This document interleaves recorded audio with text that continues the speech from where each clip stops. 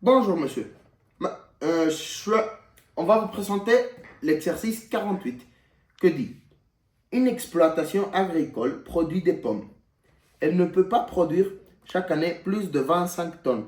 La courbe C ci-dessus représente la recette RT. Celui-là. Puis la recette est en euros.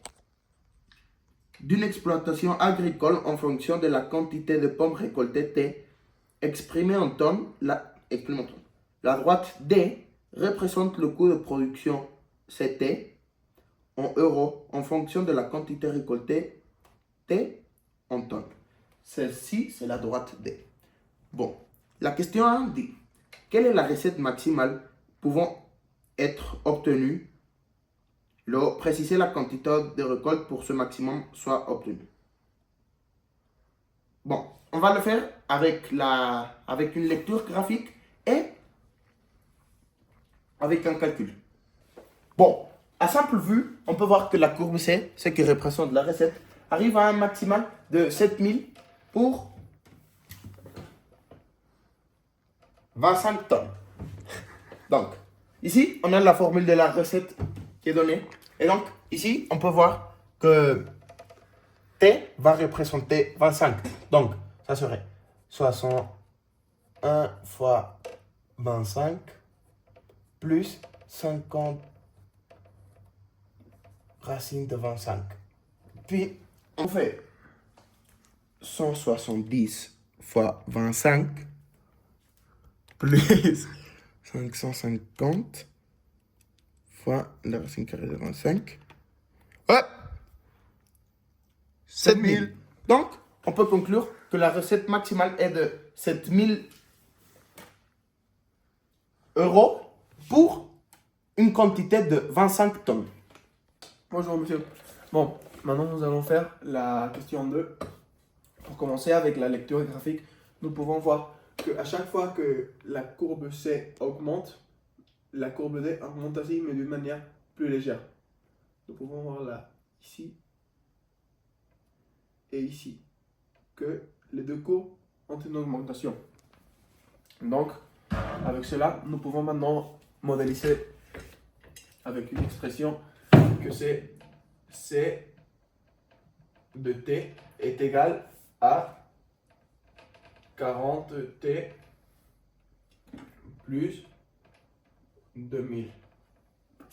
Avec cela, nous pouvons dire que la courbe est positive et donc cela nous dit que la courbe augmente. Donc, pour conclure, nous pouvons dire que tant la production augmente, le coût augmentera aussi, mais d'une manière plus modérée. Bon, maintenant pour la question 3, dit déterminer la quantité récoltée pour laquelle la recette est égale au coût de production. Donc, ça veut dire que R de T égale au coût de production. Donc, c'est-à-dire 70 de T fois, non plus, 550 racines de T est égal à 40 de T plus 2000. Maintenant, si on le simplifie, ça va nous donner 130 de T plus 550 racine carrée de T égale 1000. Et il dit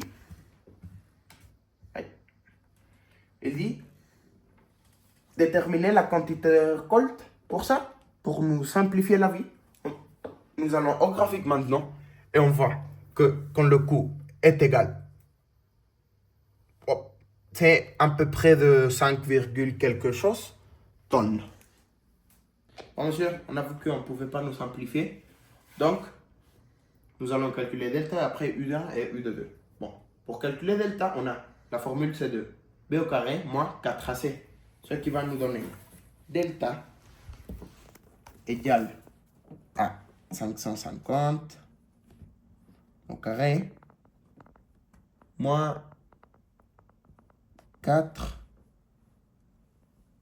fois 130 fois moins de 1000, ce qui va nous donner chacune que c'est.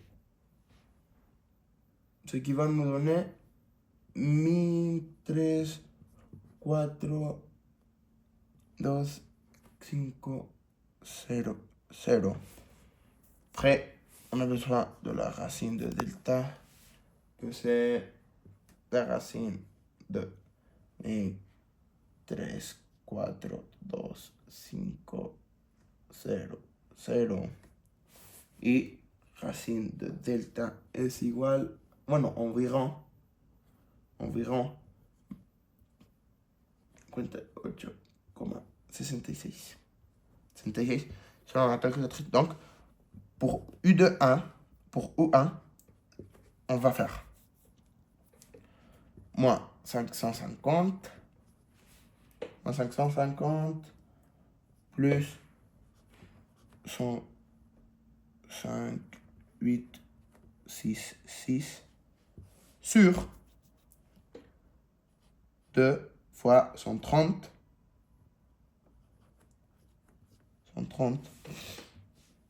Ce qui va nous donner...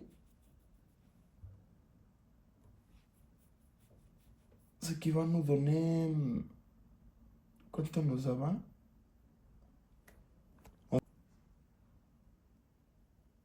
Environ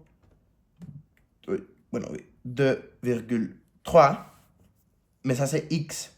On peut dire que ça c'est x. Et ici, on avait dit que x était égal à la racine et x au carré est égal à t. Et on veut savoir t. Donc c'est ça. Donc c'est pour, si on veut x au carré, bah, c'est esto. Et ça donne 5,48.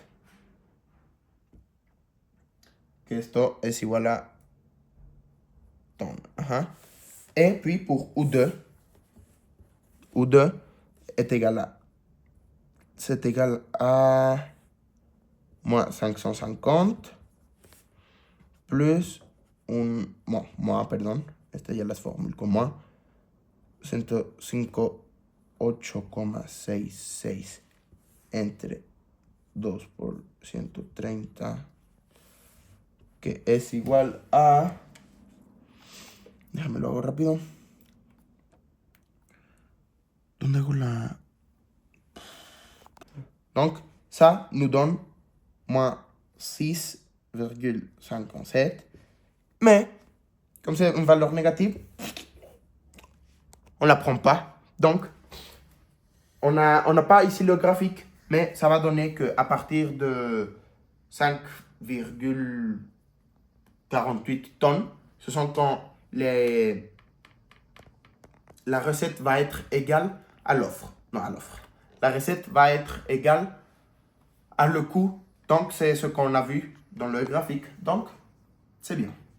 Bon, nous allons faire maintenant la 4 qui nous dit dans l'énoncé, on appelle bénéfice, noté B de T, la différence entre la recette et le coût de production. On dit que la production est rentable lorsque le bénéfice est positif. La question 1 nous dit, pour quelle quantité la production est-elle rentable? Nous pouvons voir que la production est rentable lorsque R est supérieur à C. Donc la recette est supérieure au coût. Là, nous pouvons voir R qui est supérieur à 7. Et donc, nous pouvons dire que c'est approximativement égal à 5. Cela, car ici dans le graphique, nous pouvons voir que à partir de 5, qui sont après que les deux courbes se croisent, là, on peut voir comment les deux augmentent, mais par son propre chemin. Donc, nous pouvons voir que c'est de là où on commence à avoir du profit. Pour la question B de l'exercice 4, nous avons quelle est la variation du bénéfice sur l'intervalle 0 et 25. Bon, nous pouvons voir ici que le bénéfice qui est exprimé sous forme de B, il doit être égal à R moins C. Là, nous avons remplacé R et C par ces valeurs. Donc nous savons B de T est égal à la valeur de R moins la valeur de C. Comme ça, nous pouvons voir que le bénéfice va être bien positif car R est toujours supérieur à C. Donc, le résultat est plus grand à 0. Donc, on peut dire que le bénéfice est croissant sur 0,25. Bon, maintenant, nous allons faire l'exercice 54. Ici, on considère ci-dessous les courbes d'offres et de demande d'un marché de concurrence pure et parfait.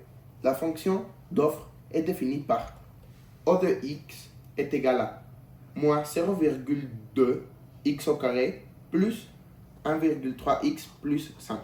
Et la fonction de demande est définie par dx égale moins 0,02 x au cube plus 0,2 x au carré moins 0,9 plus 25. Il dit, on a représenté la quantité de produits sur l'axe des abscisses et le prix dans les ordonnées. Le point E, celui-là. Oh. Bon, monsieur, esto es una E. No sé si se alcanza a ver bien. Le point E s'appelle le point d'équilibre du marché. La partie colorée en orange, au-dessus de la droite AE, est le surplus du consommateur. Ici, on n'avait pas d'orange, donc on l'a fait en noir, mais on l'a mis en surplus de consommateur. Et la partie en vert, celui-ci, c'est le surplus du producteur. Bon. Ils nous disent que la question 1 nous dit associer à chaque courbe la fonction d'offre et la fonction et de demande. Bon, on peut, grâce aux fonctions d'offre et aux fonctions de la demande que je vous ai donné, on peut dire clairement que l'offre, c'est celui qui augmente et la demande, c'est celle que descend. Bon, maintenant nous allons faire l'exercice numéro 2, la question numéro 2, qui nous dit justifier que le point E a pour coordonnées 10, 3,16. Donc, nous pouvons voir ici que le point A a pour coordonnées 16 car c'est 2, 4, 6, 8, 10, 12, 14, 16. Donc, nous pouvons voir que bien le point A a pour coordonnées 0 sur 16. Et Maintenant, 16. Allez, maintenant pour le point B, on peut voir que c'est 2, 4, 6, 8, 10. Donc nous pouvons dire aussi que le point B est bien placé sur le point 10, point virgule 0. Donc nous pourrons dire que E est égal à le point A et le point B. Et on peut l'exprimer comme ça, que E est bien égal à 10 et à 16. Donc le point E est bien situé entre 10 et 16. Bon, pour la question numéro 3, nous allons étudier la fonction D sur l'intervalle 0 et 13. Là, nous pouvons voir la fonction qui est comprise entre 0 et 13. Nous pouvons voir clairement que la courbe est décroissante, ce qui, on peut le traduire car il diminue partout dans cet intervalle. Ce qui nous dit que la fonction diminue ou se décroisse à chaque fois que l'offre augmente. Bon, la question 4. Afin de calculer le surplus du producteur, on décide de remplacer la partie de la courbe tracée entre CE par le segment CE. Donc, c'est CE. Bon. Pour calculer le surplus, nous allons calculer l'aire de cette partie. Donc, c'est H fois L sur 2. Donc, ça nous donne que H, c'est 11. L, ici, c'est 10. Et on le divise sur 2. La calculatrice va donner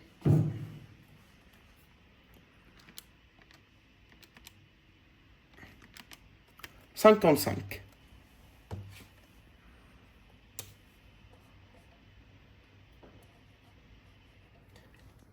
Et donc, le surplus du producteur est de 55 €. Bon, comme on sait déjà, dans ce cas de figure, le surplus du producteur est estimé à peu près à 80%. C'est là le surplus du consommateur. Donc, pour la question numéro 5, nous allons demander quel est le surplus du consommateur. Pour cela, nous allons prendre en compte le calcul que Lucas nous a fait dans la question antérieure, qui nous a donné que le surplus du consommateur est égal à 55 € pour les 80%. Maintenant, nous allons chercher les surplus du consommateur. Pour cela, nous allons faire 55 fois 100 divisé par 80, ce qui nous donne 68,75 euros pour le surplus du consommateur. C'est-à-dire ça. Bon, maintenant, nous allons passer au TP.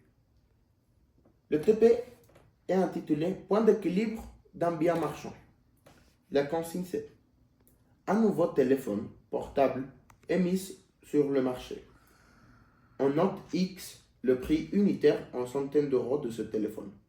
La fonction d'offre des fournisseurs en milliers de téléphones et la fonction F définie sur l'intervalle 0,6 par f de x égale 5 plus 0,9 x plus 0,45 x cube. La fonction de la demande des consommateurs en milliers de téléphones et de la fonction D définie sur l'intervalle 0,6 par d de x égale 50 sur x plus 1. On a représenté les courbes de ces fonctions dans le repère orthogonal ci-dessus. Le prix est en centaines d'euros situé sur des abscisses et la quantité de milliers de téléphones se le lie à l'axe des ordonnées. Ici, j'ai représenté notre graphique. Et bon, on peut voir, grâce aux fonctions données, on peut clairement voir que celle-ci, c'est la fonction f qui représente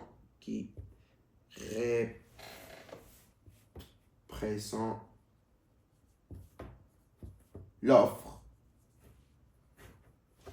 Et ici, c'est la fonction, comment on l'appelait?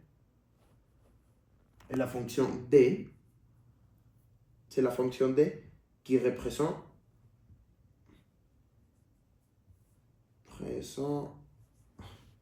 la demande. Bon, ici, j'ai déjà effacé le graphique, mais le point E, la question nous dit, le point E est appelé point d'équilibre. Justifiez son nom du point de vue économique. Bon, moi je ne suis pas dans l'aspect économique, mais on peut voir que le point E, c'est appelé le point d'équilibre, car c'est où l'offre et la demande se croisent, et donc il y a un équilibre entre offre et demande. 13.